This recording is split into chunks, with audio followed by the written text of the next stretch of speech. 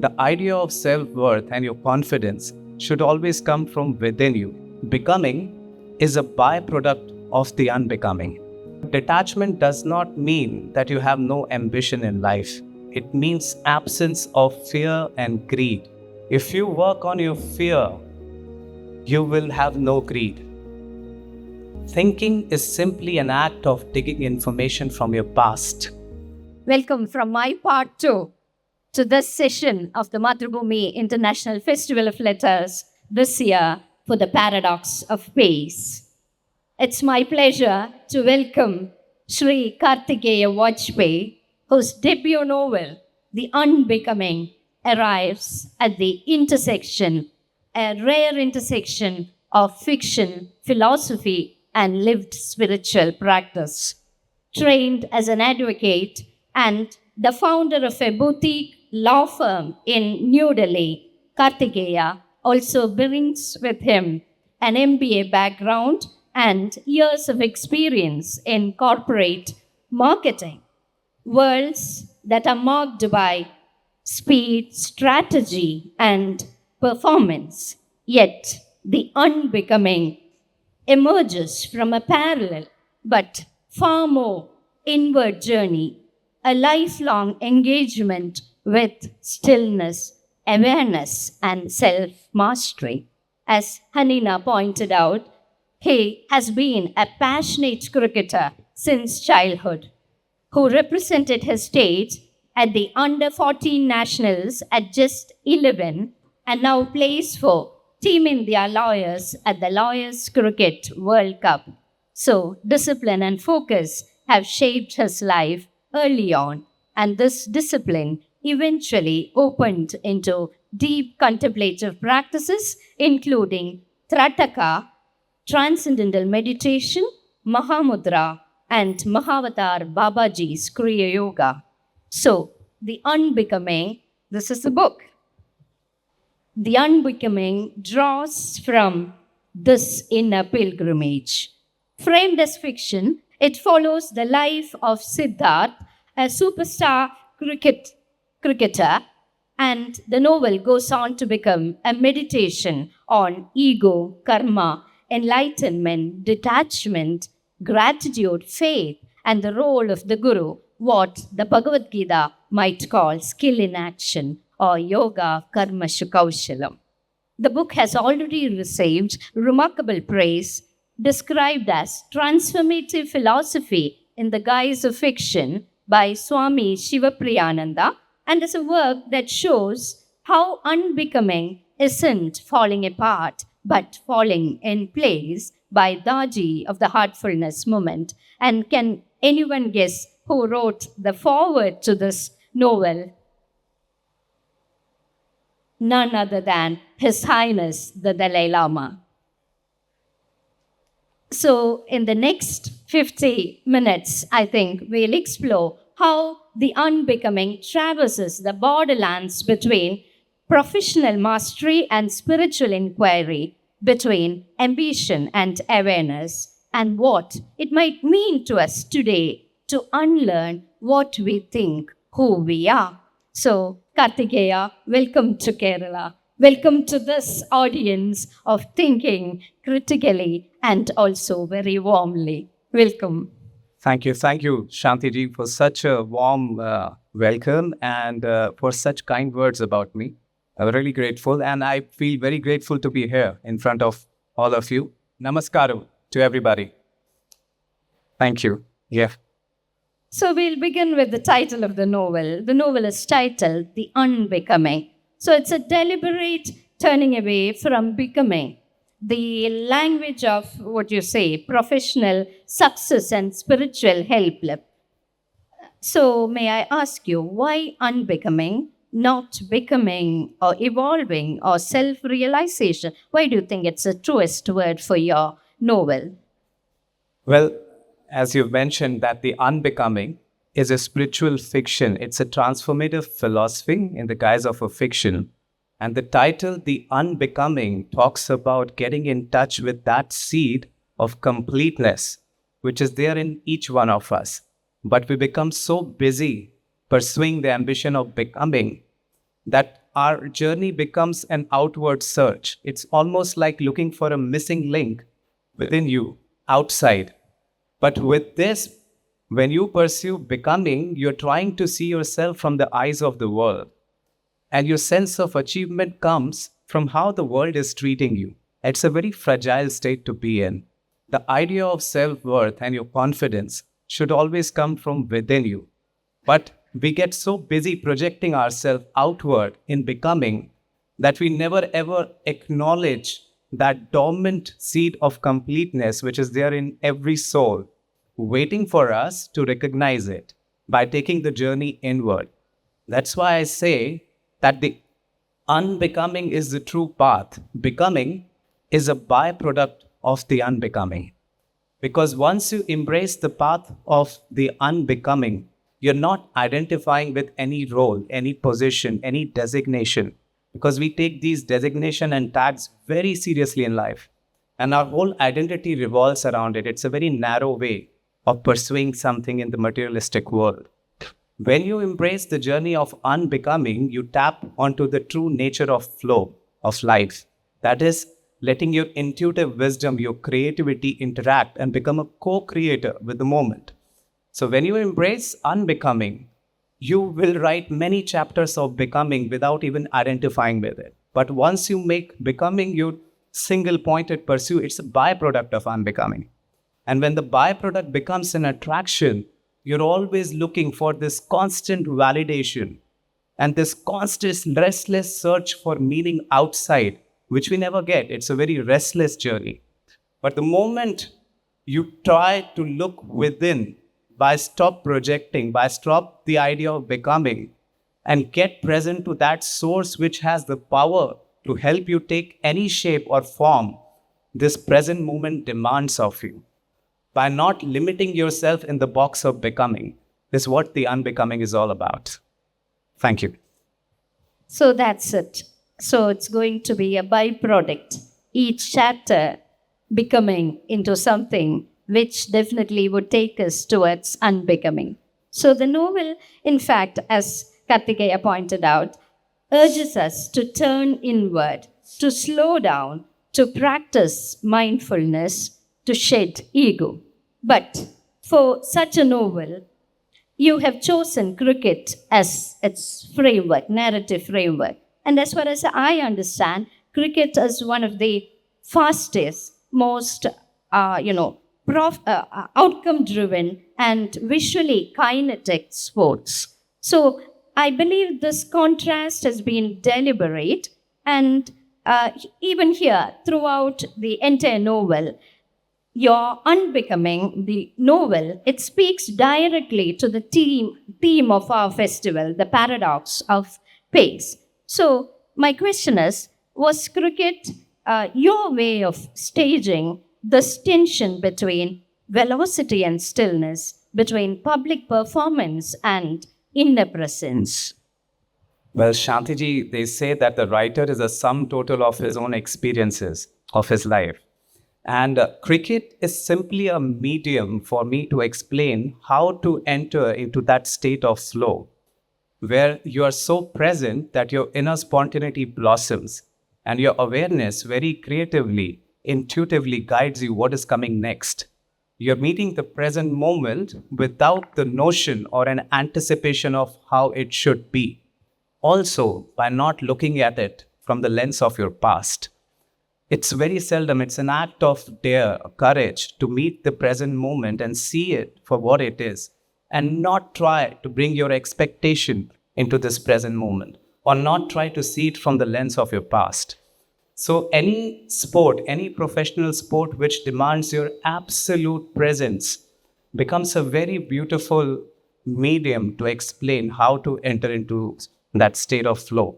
It could happen art, music, sports, anything. It is just a medium to explain how to enter into that state of flow. And cricket for me, because I started playing cricket at a very young age. At the age of 11, I played my first national. And I would consider myself very fortunate that this was a time when my mother introduced me to the practice of Trataka, which is gauging the candle light for concentration. And this was also the time I was introduced to transcendental meditation by Maharshi Mahesh Yogi. And since I was only 11, but unlike the kids of my age, I took meditation slightly more seriously. Also because I was playing cricket professionally and I saw an immediate advantage of that. And there were moments in my professional cricket where I could intuitively get into that zone of knowing what is coming ahead. But this used to happen very accidentally. And there was always this spiritual quest within me. How can I get into this state at my will? And this question at the very early age became my spiritual journey, my pursuit of trying to know how to be in that state where you are absolutely present and your inner spontaneity is guiding you what is coming next. And so here, cricket became also one of the trigger points for me to get into spirituality. And so this question remained with me, and I kept exploring different traditions, different philosophies, read Advaita Vedanta, the Mandukya Upanishad, and then read Tibetan Mahayana tradition, Buddhist philosophy. And then that got me present to the non-dualistic side of this nature of oneness, which every deep philosophy talks about. And I started exploring it with my practical experiences. And that led to choose cricket as a medium to explain that state of flow. So that's a kind of, experiential, first-hand pouring out of not just knowledge, but also wisdom. So talking about cricket, in fact, I was, completely thrilled by the visual descriptions of cricket that are there in the novel. Definitely the vividness, the detailing, and I felt almost like sitting in the midst of a roaring stadium watching the World Cup. And there, in fact, there's a quiet but telling moment in the novel where Siddharth is facing his ball. I quote from the novel, taking his guard on the wicket, Siddharth closed his eyes for a moment to let the ambient sound of chants seeping in and then completely detached himself from the noise, something every professional player does before performing in order to avoid getting distracted. I understand this is a strategy familiar to professional athletes, but in the novel, this feels like, it's more than a technique. It's a metaphor for awareness without withdrawal.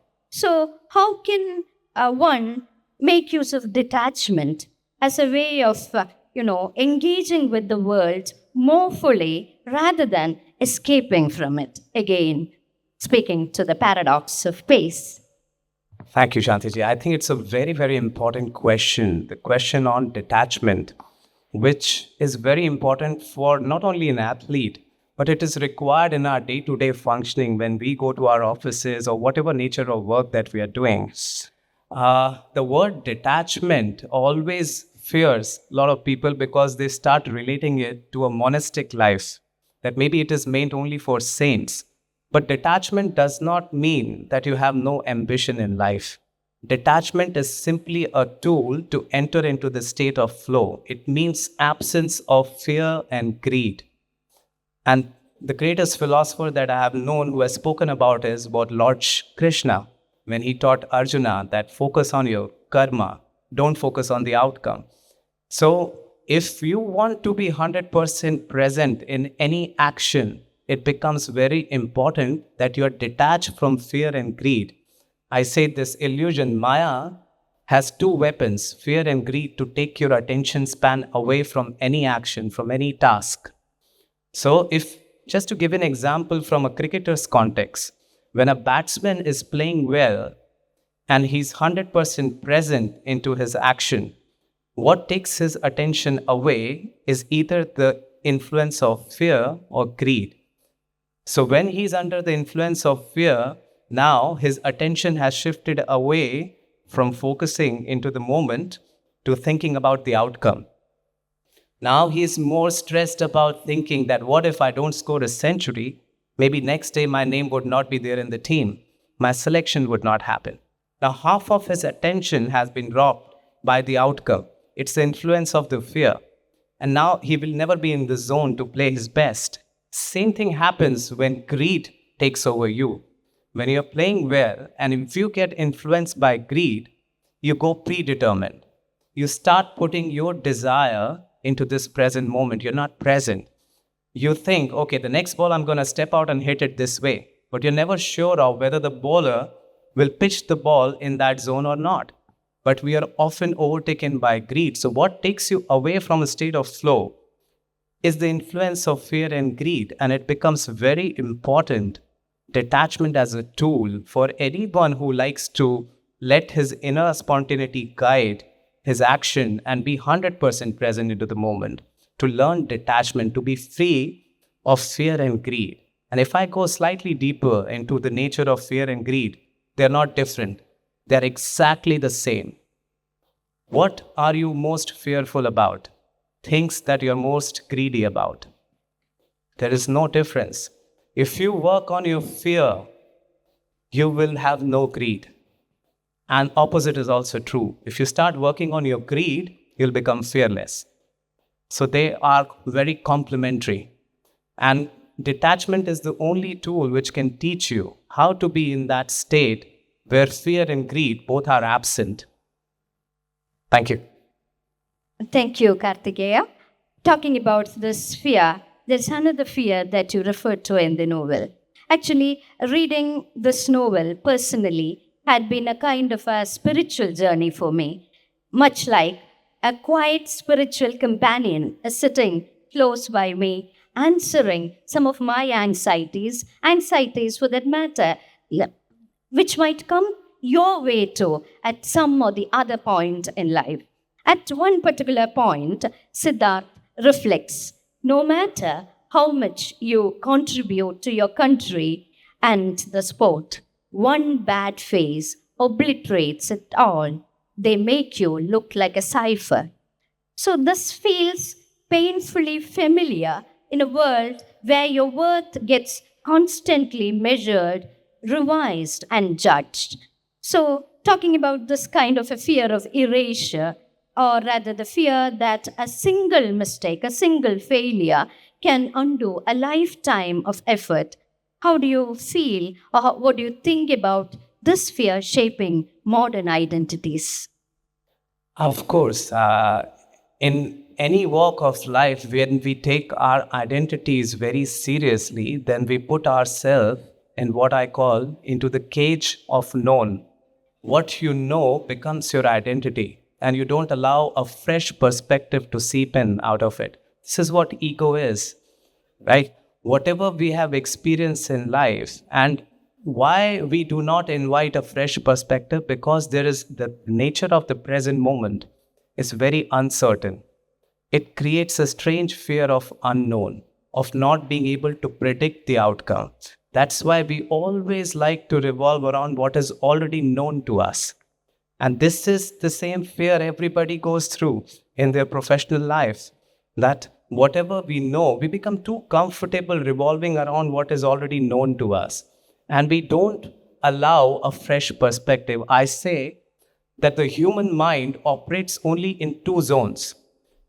One is the memory triggered responses, and the other is the observation mode. Now, it is the observation that invites the fresh perspective. But because the nature of the present moment is very uncertain, we are very reluctant to use our observation. We love to be in a scenario where we can predict the outcome. So we love to revolve around what is already known. It's the same as going to a party. When you see 5 familiar faces, you feel immediately comfortable because it comes from the world of known. And when you enter a place where you don't know anybody, there is a strange hesitation, the fear of unknown, the discomfort. But your observation comes into the play only when you play in the unknown trajectories. And consciously, one should make an effort to use more often awareness and observation rather than just simply operating out of the memory triggered response to the stimulus of the outside world. So this fear is there in every walk of life, in every profession, and everybody sooner or later has to encounter it in their life. and they have to trust the present moment. I always say it's an act of courage, it's an act of dare, that you let the present moment guide you and do not come with your anticipation or expectation of how it should be. It is almost like I enter in this room looking for a color green. Now I'm missing the blue, I'm missing the red, I'm missing the yellow. And this is how I'm seeing my life as, constantly trying to look for green. Now, what kind of living it is? It's a very limiting way of existence.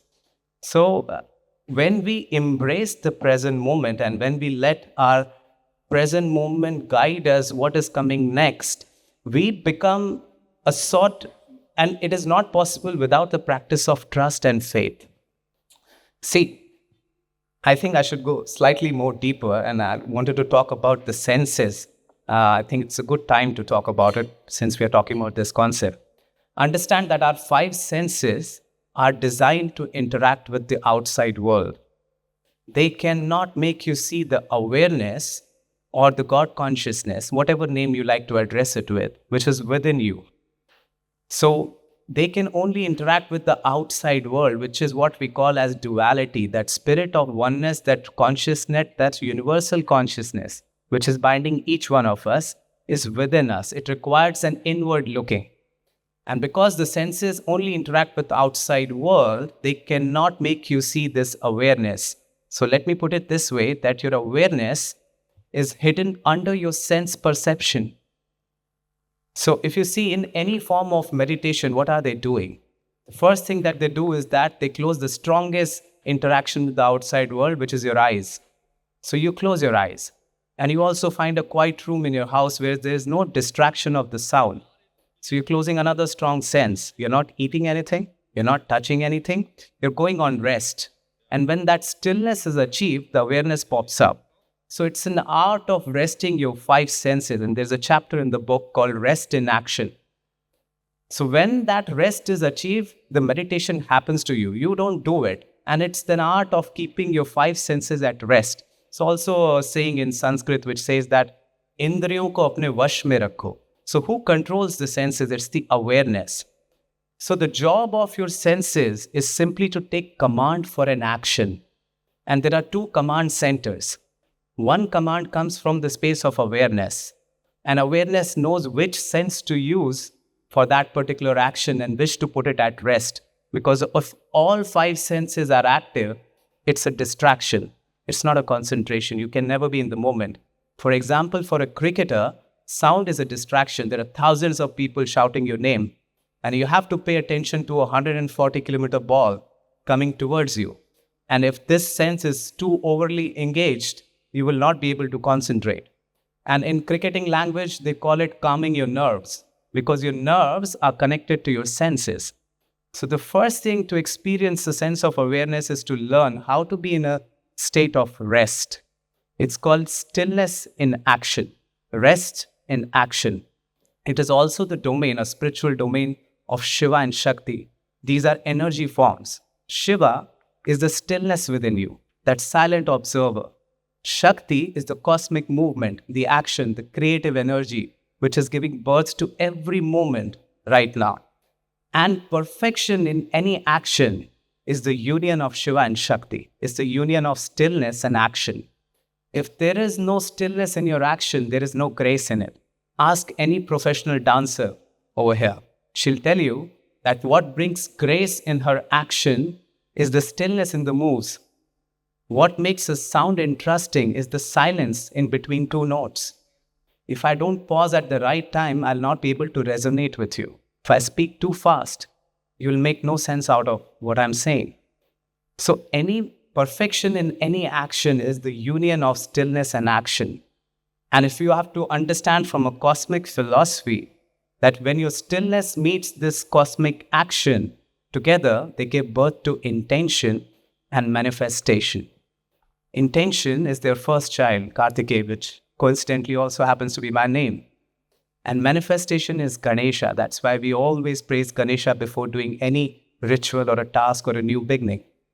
So when your stillness, which is your detached observer, meets your cosmic action, which is Shakti, together they will give birth to intention and manifestation.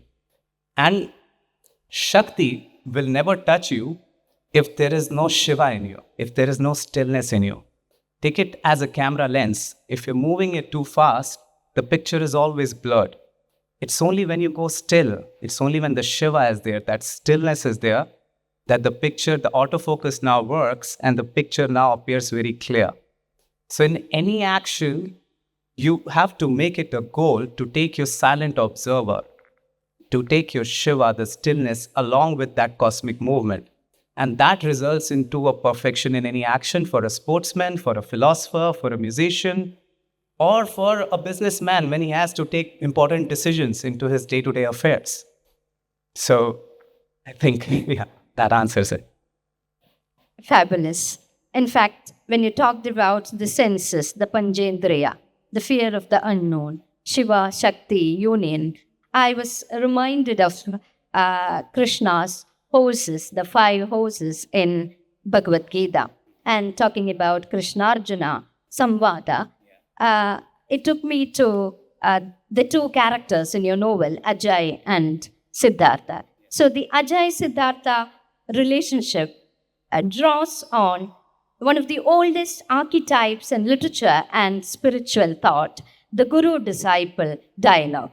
It inevitably takes you to Krishna-Arjuna Samvada, but at the same time, the novel, its ethical and contemplative tone, reflects the Buddhist thoughts, especially that associated with the Dalai Lama. So this, interweaving of traditions, I think it's a way of returning to the concept of India, its long history as a meeting ground for various kinds of spiritual thoughts. So, you were talking about Ardhanarishwara concept, how gender is a spectrum, not a dichotomy, as a Western philosophy would tell us. So, this concept of India as a meeting ground, how would you look at it? From the present, when you have reframed it within a modern global setting like the international cricket. Yes, so my book is inspired by the 2 philosophies. One is the Tibetan Mahayana tradition philosophy, and the other is the Advaita Vedanta. They're very, very similar in nature. They only differ in their explanation of enlightenment. Other than that, they are very similar, and they've been debating about which version is right for centuries now, with Adi Shankaracharya and the Tibetan lamas. And it's a very intellectual debate that happens. But my book is a tribute to this Guru Shishya Parampara that I'm talking about, which I, in the modern times, see fading away. The respect for the teachers, for the gurus. We are a society which is more driven by the intellect, and the wisdom is slowly missing into the scene. And having said that, I also wanted, along with this Guru Shishya Parampara, I want to talk about the difference between intellect and wisdom. Because our modern education often confuses between the 2 to be the same. Intellect is your cognitive ability to comprehend any subject, memorize it, and make it a part of your experience. So somebody's resume is their intellect. And wisdom, on the other hand, you have to become a seeker. You have to come into the moment to let this cosmic wisdom guide you into this moment. And this is what the Brahm Gyan is. But you have to become a seeker and come into the moment without the expectation or a desire or seeing it from the lens of your past. Intellect is something which you're born with. Wisdom is universal in nature. Wisdom, sometimes you will see maybe an uneducated person, very simple person coming up with a very wise advice. Because in English they say sometimes in order to be smart, you forget to be wise. So wisdom is your intentions. What we become in life is the result of what intent we hold. And our intention is a combination of intellect and wisdom. The sign of a spiritual growth is that over the time, your reliance on the intellect, which is I know, which is a part of your experience, reduces and you rely more on the wisdom. That's the sign of a spiritual growth. So the journey, the soul's journey, is to move from intellect to wisdom. Thank you. So when you talked about intellect and wisdom, your take on this distinction I think I should read out to them the striking axiom with which he begins his epilogue, ending his novel in a captivating manner. This is the wording, right?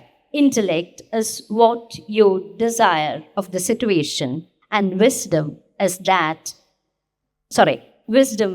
what the situation desires of you. I repeat, intellect is what you desire of the situation, and wisdom is what the situation desires of you. That's it. So, coming back to the novel, its characters, the key characters, Siddharth, Ajay, Shraddha, Prashant. These names, echo the ideas of awakening, faith, gratitude, stillness, and guidance.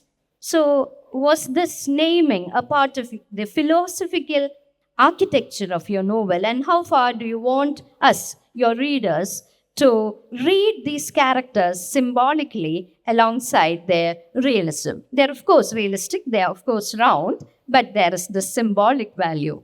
Yeah, first, I want to explain the quote which you just mentioned because it's a very important quote which says that intellect is what you desire of the situation, and wisdom is the situation desires of you. When we understand these two differences, that's when we learn how to be in a state of flow. Because often we come and meet the present moment with an anticipation of how it should be. And this is what the role of domain of intellect is, what you desire of the situation. And wisdom is what the situation desires of you. When you're empty of any expectation, you're seeing the present moment for what it is. Then you realize what is required of you in this very given moment. And that's why the phrase becomes important to understand that wisdom is inviting your inner spontaneity, your own Guru Shakti, I call it. We all have that potential to tap onto that cosmic wisdom when we allow the moment to tell us what's next. So the caption of the book talks about let life reveal its purpose. We suffer in the modern society because we identify ourselves as a doer. We think we are doing things. Wherein the book talks about a philosophy that things are simply happening through you. You are a medium for things to happen. You're not the doer. The moment you identify yourself as a doer, the stress of the outcome also comes on you. And when you identify yourself as a receiver, what is required to receive from this cosmic present moment is your availability. When you start being available to life, then it starts using you as a medium for a greater causes. So I say that it's only we can fail ourselves. Life never fails anybody. We are never available for life to use us as a medium to do creative things. We are so self-consumed, projecting our desire, fear, that we are never available for this grace to use us as a medium. And okay, your second question was about the characters. Well, there was no intention as such to name. Of course, the name Siddhartha resonated with the journey of Lord Buddha. So that's one character which, very strongly spoke to me. And other characters, I don't know from where they have come, but I strongly believe that there is no coincidence or accident in life. Everything is a part of a divine, cosmic strategy, and things come clearer to you always when you join the dots backward. They start making sense. So after naming the characters, I have come across people who have similar names, and it happened much later. So I was surprised by that. And so that's... I think I must believe you here because you have always insisted on flowing with the current, flowing with life. This exactly takes us to the crux of today's session here. Let life reveal its purpose. So when he said, or rather when the book urges us to embrace the role of the receiver rather than that of the doer, I think it's a clear moving away from the language of self-help books, the language of, material success that, emphasizes effort, control, and self-making, in fact. And so there is this play of dualities throughout the novel. Then again, there is the striking rethinking about intuition. And Kartikeya went on to one extreme, telling us that our dictionaries have paradoxically got the meaning of intuition wrong. So I think I'll read out that particular sentence of his. The word intuition exists in the dictionary due to a lack of understanding of its true meaning and significance, while the reality articulates the accurate meaning of what we understand by the word intuition. Could you elaborate on this distinction that you have made between intuition and reality? Sure, I will. And before I do that, I would first like to talk about what thinking is. Because very intentionally, I've articulated it in a way which becomes slightly controversial because people's attention span is very weak these days. So unless you don't articulate it in a way which becomes slightly controversial, people don't pay attention to you. So I have gone far and said that thinking is a curse to humanity. No result ever has come out of thought. And I want to get into the science of what is thinking. Thinking is simply an act of digging information from your past. If experientially I have to explain you, if you start thinking right now and I throw a glass of water at you, you'll not be able to see it because you're not present. So any action that takes you away from this very moment when the reality is happening, what kind of reality is it showing you? You're looking for a solution of your present and future from your past. This is what thinking is. Try thinking right now. It takes you to the collection of your memories, what you have already experienced. Thinking never invites a fresh perspective. It only drains you of all your productive energy. And solutions always come in the form or in a spur of a moment when you become available in the present moment. When you have already drained yourself thinking and not getting the result, and when you accidentally come into the moment, the solutions come to you. I'll explain it in, more articulate way. Thinking is a science of taking information from your past. Intuition is always of the future. Come to look at the nature of intuition. Intuition always talks about the future. Thinking by nature will take you in your memory. And intuition will never kick in when you are thinking. You can try doing that. When you're thinking, you will have no intuition. Now, so intuition is an act of coming into the moment. When you're present, your intuition starts working. Now, I've even gone far and said in the book that the word intuition is also very misunderstood. I don't think it has a place. The much more simpler name to intuition is reality itself. But since in a 24 hours time, if we are awakened for 16 hours, we are hardly in the moment. We are hardly in touch of the reality. And we are so conditioned of seeing reality in glimpses when we accidentally come into the moment.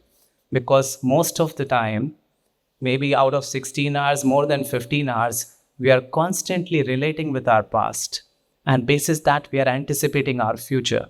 We are never in the moment. So you see reality in glimpses.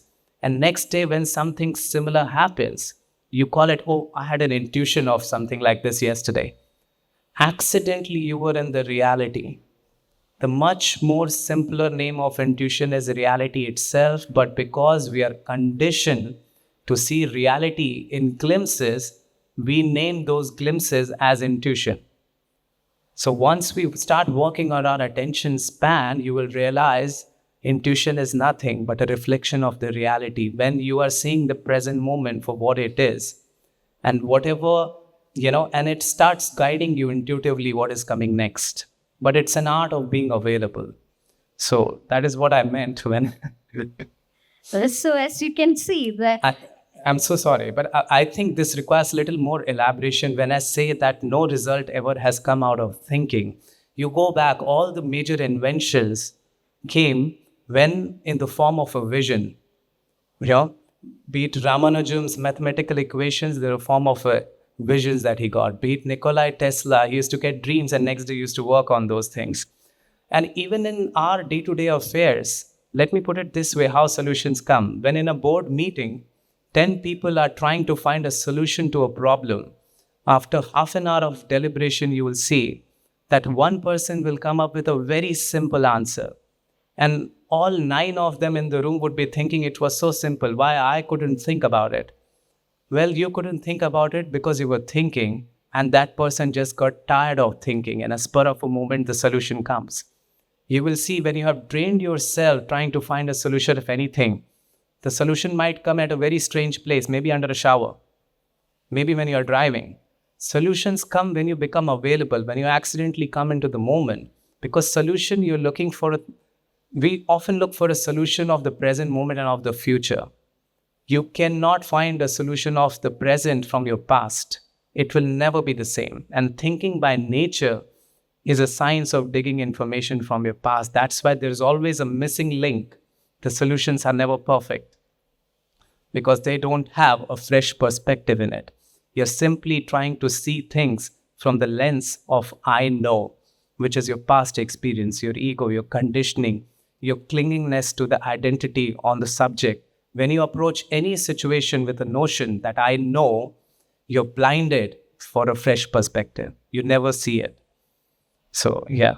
Very true. I believe most of us have come across such situations in life, flabbergasted by the way others come up with simple solutions while we were not able to think about the whole thing. So such analogies abound in this novel, especially like the color simile that he just spoke to us about, looking for the green color in the room. And then there is this comparison between the limitless self with boarding the train. I think more of it will come to you as you probe into the novel deeply. And I believe I no longer have got the time, and it is for the audience to tap the floor now. So leaving it to them. You had mentioned Shiva is stillness and Shakti is action. My concept of Shiva is super consciousness and Shakti is the action based on the super conscious. Can you differ? Very precisely said, sir. I do not disagree with you. Shiva is the super consciousness, our ability to become an observer without identifying with anything is what the Shiva consciousness is. And you rightly mentioned Shakti is the action, the cosmic action. In any creative pursuit, materialistic pursuit that we want to function, we need this feminine energy of creativity, of Shakti. And but what I tried to explain was that when Shakti can only produce the result of perfection when there is an element of an observer, a silent observer which accompanies her. So state of perfection in any action is the union of Shiva and Shakti. Many spiritual practitioners, and I've seen in a spiritual path I've been observing, I can't say it's a wrong way of looking at it. They embrace the Shiva, they embrace the stillness, they reject the Shakti. I find spirituality to be in the perfect zone only in the union. In our modern times, we have forgotten how to be still. We experience stillness only in the deep sleep state. When the body recovers, not in the REM state, in the deep sleep state. But it is possible to be still while you're awake. When you're awake and you go still, you will experience Shakti touching you. You'll feel your own vibration. This inertia will inspire you to take this energy into action. It refreshes you, it regenerates you. So when you are in the zone of union, of stillness and action, you'll never get tired. This is what the state of flow is. You can continue being in the action because at the same time, when you're getting tired through the action, you're also getting regenerated by the stillness. Thank you. Thank you. Can you hear me at the back? That was a fascinating conversation and both of you did really well. Thank you. But my question has to do with the nature of the human being itself. Man, manam, manas, manas. It's all to do with thinking. Yes. A human being is a mental being. That's what distinguishes us from animals. Beautiful. Now you're saying go beyond thought. Thought is the culprit. Thought is the problem. And go into intuition or something else that you suggest. Even super consciousness, as the gentleman there said. Yeah. wouldn't that require a fundamental change in the nature of the human being itself? What you're recommending? Very beautiful question, sir. This will take me go little beyond my book, but I'm happy to answer it. So, from an Advaitic point of view, this is a very relevant question. How Advaita would see these four yugas mentioned in the Hindu Granth, the Satyug, Treta Yug, Dwapar Yug, and Kali Yug. So, if I just give you an example, and now the quantum physics also talks about that time is an illusion. There is only one blink, in this entire moment, because you can't measure the length of a present moment. It also talks about the concept of space and time. Time as a phenomena is a very experiential phenomena. People try to put it in absolute numbers, but it is not the case. If you ask two people to give an exam of 3 hours, how they experience time in those 3 hours would be very different. One person might finish the exam in 2 hours. The other might be knowing the answers, but 3 hours is not enough for him. So time is a very experiential phenomena. The time that you experience on this planet, the moment you go out of gravity, changes experientially. Also, I tried.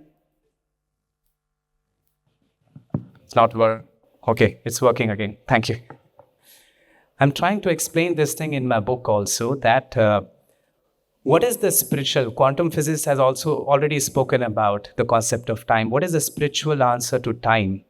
What has given birth to time as per a spiritual answer would be that it's the lack of engagement with the present moment which gives meaning to time. If you see, as a species, we are so trained from many centuries to constantly relate with our past that we anticipate the future. We're never in the moment. But for this present moment, your past was a fiction. It does not exist right now. And for this present moment, your future is also a fiction. It has not come right now. But if we are such intelligent, rational beings, if we are so conditioned to constantly relate with the past and basis that we anticipate the future, how would you make sense out of this irrational movement of moving from your past to future constantly? One thing makes it very rational, and that gave birth to this tool called time. The moment you start relating to past and future with respect to time, it starts making sense to you. Now, if you see, and I'll go even more deeper, if you have experienced or encountered any such experience when you're talking perhaps to your best friend, and if that conversation attracts your 100% attention, you will experience that after 3-4 hours, you realize you had no idea of time. You'll say, oh God, it's been 4 hours we are talking. You would have no idea of space also. Maybe it's the most crowded place. Maybe you're in a shopping mall. What has happened? Experientially, time and space has faded out. So any action that demands your 100% attention, that's why I used sports, you will lose the concept of space and time. And this is a very good tool for youngsters to pick up a career. Any action, any activity which is drawing your 100% attention, where you're losing the concept of space and time, is what you're meant to do. The nature of life is a flow, it's a movement. And I've written in my book the difference between trying and being. Trying is the product of logic. Trying, no matter how smart you are, has an element of pretense in it. And people will see it.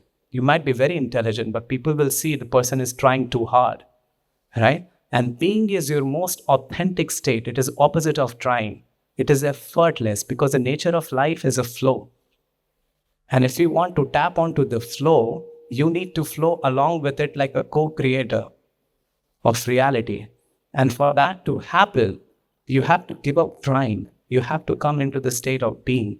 And I've also explained now that the yugas that you're talking about, from a Vedic point of view, Kali Yuga, in Hindi, we say yesterday also as Kal, and tomorrow also as Kal. It's the same word. It is that Yuga where people have stopped being in the present. We are always living in Kal. Satyug was the pure conscious state where we were absolutely present.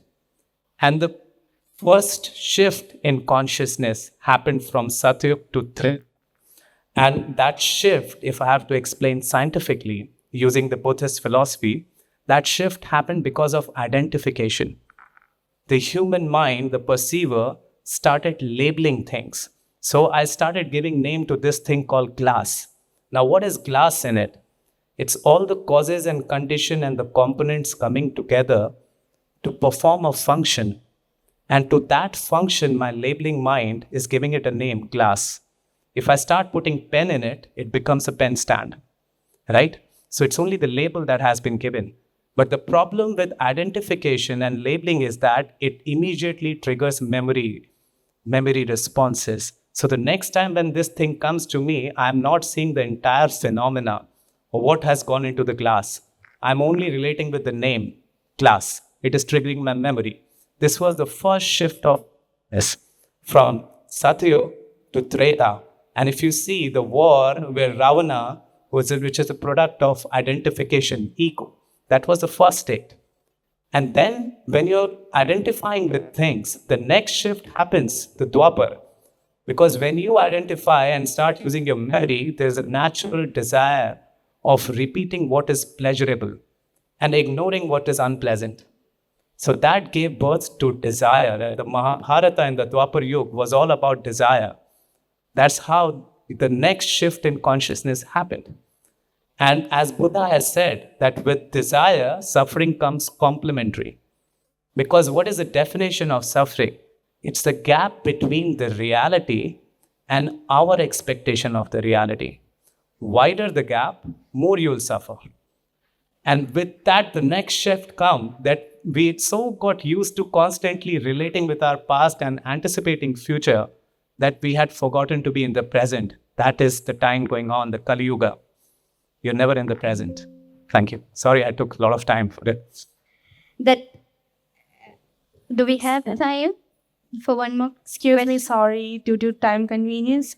I'm very sorry that we have to wind up the session, so no more questions from audience side. Thank you, speakers. Thank you, audience. Thank you for being such an engaging audience that Kartikeya was reminding us exactly the intuitive dimension of time as timelessness, but for practical reasons, as Hanina was, frowning at me to keep the time, I think we'll call it today for the time being, and we'll carry this dialogue with us. It will travel with us beyond this time, beyond this space. Thank you. Thank you so much. Thank you, everybody. Very grateful to be here.